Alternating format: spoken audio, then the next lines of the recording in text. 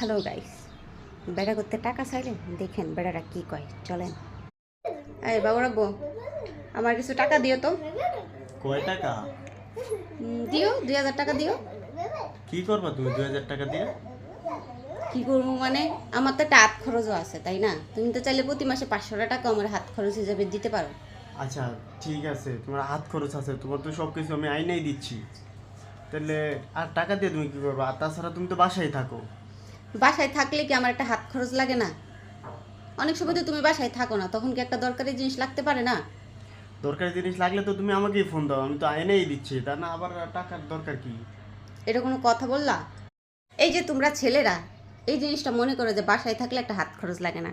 Emergency বলতে ওটা একটা দরকার থাকে। দেখা যায় যে অনেক সময় একটা ইমার্জেন্সি হইলো আমার বাচ্চার বা আমার, তখন একটা টাকাও থাকে না, একটা রিক্সা ভাড়া দেওয়ার মতো টাকা থাকে না। তোমরা কেন এরকম করো? তোমাদের তো উচিত বউর কাছে অ্যাটলিস্ট 500 টাকা দেওয়া।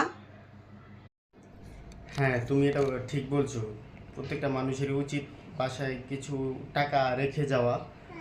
এটা হচ্ছে ইমার্জেন্সি মুহূর্তে কাজে লাগবে।